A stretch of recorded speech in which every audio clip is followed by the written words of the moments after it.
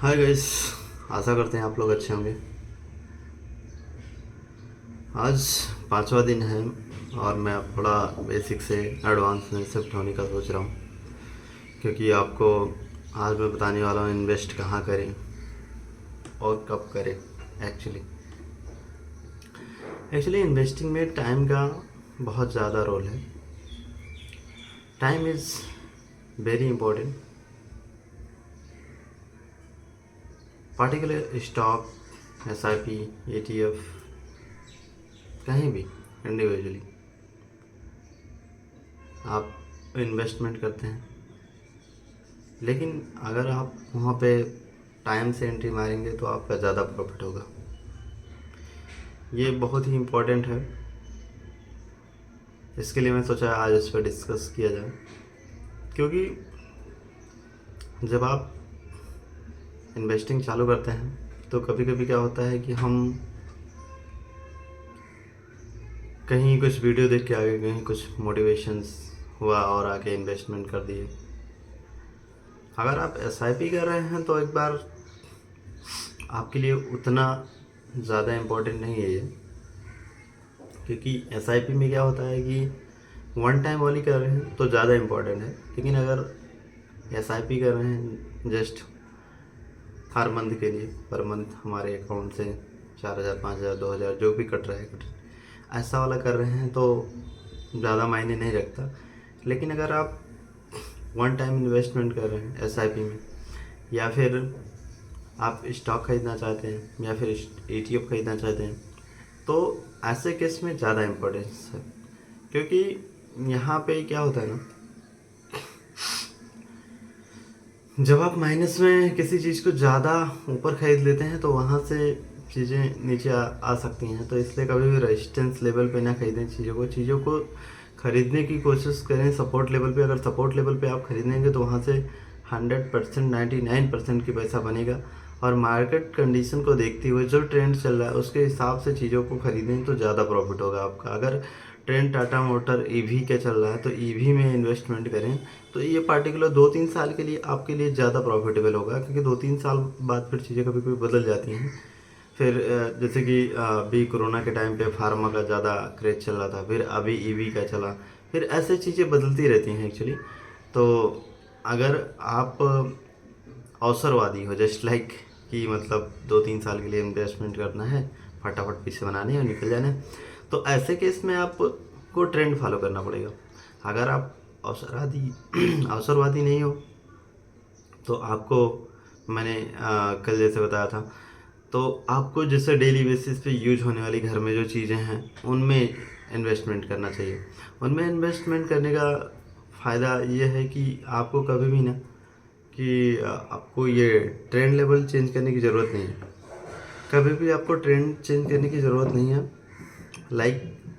अगर आप उसमें SIP की तरह भी इन्वेस्टमेंट करते हैं हर एक फॉल पे, जैसे कि ये नेस्ले, ब्रिटानिया, मैरिको, जो ये सब कंपनियां हैं, ये सब का जो प्रोडक्शन है, इस सब का जो बिजनेस है, आप उसको समझ सकते हैं। तो उसके हिसाब से आप अगर इन्वेस्टमेंट करते हैं, अगर हर एक डीप पे बाय करते हैं, लाइक आप एक टारगेट बना लिए हैं कि मतलब महीने का मुझे 3,000 डालना है और ये पर्टिकुलर स्टॉक है जो कुछ भी है उसमें डालने का है,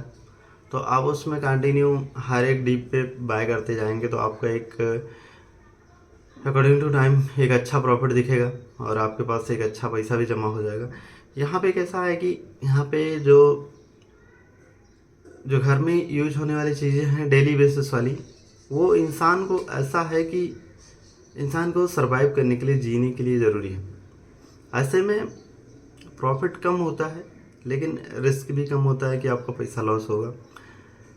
देन आप पैसे बनाएंगे,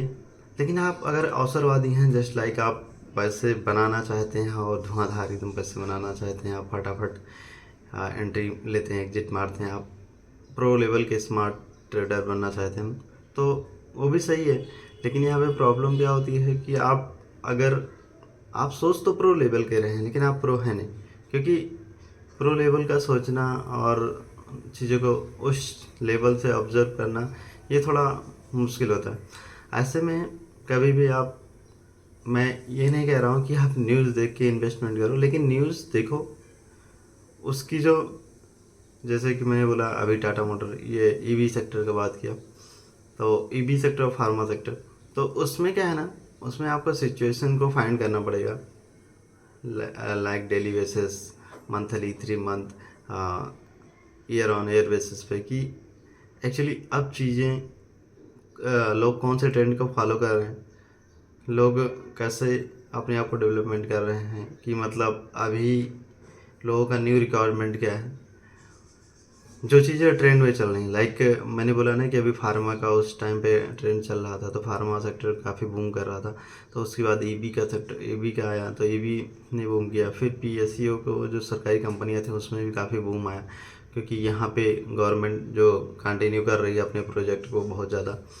इंफ्रास्ट्रक्चर डेवलपमेंट की बातें हो रही हैं। देखो, इन शॉर्ट, अगर आज के टाइम पे देखा जाए, अगर आप अच्छी कंपनियों में इन्वेस्टमेंट करते हैं तो अकॉर्डिंग टू टाइम पैसा बनेगा, इसमें कोई रिस्क नहीं है देखा जाए तो। बस आपको रिस्क यहाँ पे हो जाता है जब इंसान लोन लेके या फिर कहीं से कर्जा उधार लेके पैसे लगा देता है मार्केट में, तो ऐसी गलती ना करें। अगर आप लॉन्ग टर्म पर्सपेक्टिव से मार्केट में आए हैं, लाइक आप ये सोच के आए हैं जैसे कि मुझे 10 साल 15 साल में इन्वेस्टमेंट करके ये पैसे छोड़ देने, लाइक इसके लिए मैं कहता हूँ कि आप अपने जो इनकम है उसका 10% ही इसमें डालें, जिससे कि अगर आप और ज़्यादा डाल सकते हैं और ज़्यादा डालिए, बेस्ट है। 50% डाल सकते हैं, 50% डालिए, लेकिन बस कि ऐसा डालिए कि आपके जो आपका खुद का मतलब रिक्वायरमेंट है वो पूरा हो सके, आपकी जो ख्वाहिशें हैं वो पूरी हो सके। यहाँ पे कैसा है, यहाँ पे आप पैसा बनाने के लिए आए, यहाँ पे एक टाइम बाद आपको पैसा मिलेगा, ऐसा सोच के इन्वेस्टमेंट करिए। जैसे कि एलआईसी होता है, तो एलआईसी में लोग क्या होता है, वहाँ पे कोई मार्केट कंडीशंस किसी को कोई मतलब नहीं है, लोग डालते जा रहे हैं, पर महीने प्रीमियम देते जा रहे हैं, देते जा रहे हैं। तो 10-20 साल, 30, मैंने देखा अभी तो एलआईसी 25 साल, 30 साल, ऐसा 20 साल, बड़ी बड़ी मतलब बहुत ही ज़्यादा लॉन्ग टर्म है। ऐसे में देखो, ऐसे में क्या होता है ना, चीज़ें अगर जैसे कोई भी चीज़ें अगर आपके यहाँ पे आप अभी मान लो आप युवा हैं, आपकी हेल्थ ख़राब होती है,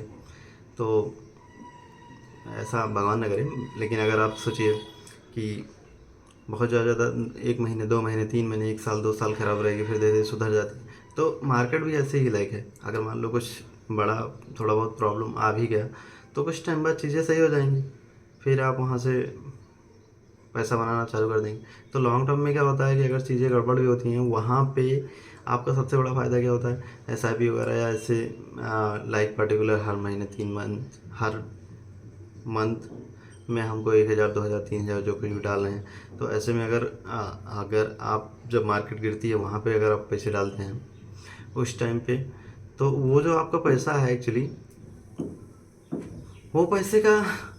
जब आप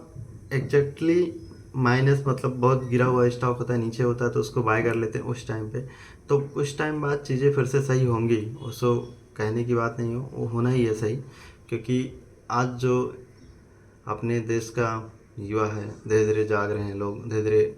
इन्वेस्टिंग की तरफ आकर्षित हो रहे हैं, धीरे धीरे लोग इन्वेस्टमेंट करना चालू कर रहे हैं। तो इस हिसाब से मार्केट को ग्रो होना है एक टाइम बाद, लेकिन अगर कुछ छोटी मोटी प्रॉब्लम आती है बीच बीच में, तो इसको प्रॉब्लम ना माने,